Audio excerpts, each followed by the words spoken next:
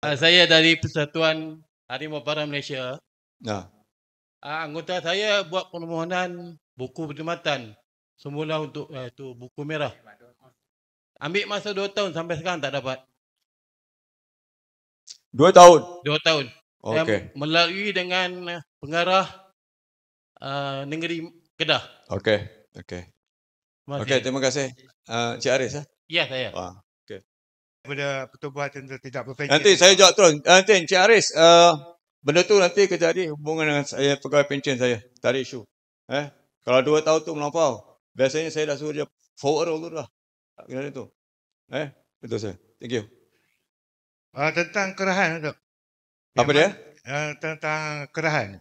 Kerahan? Yang mana yang saya hantar dulu, yang mana ahli kita ada berkurang ada Okey, cepat. 11 orang yang tidak ada kerahan. Yang nak jadi kerahan yang mana berkhidmat 10, 13, 15 dan 20 tahun. Yang tidak ada kerahan. Yang dia ada kerahan. Tak apa, nanti buat ni jawapan bertulis saya akan bagi. Terima kasih. Dia dah hantar tu itu. Dah hantar itu. Ni pegawai pencen apa kerahan? Saya tak clear sebab soalan dia slow sangat.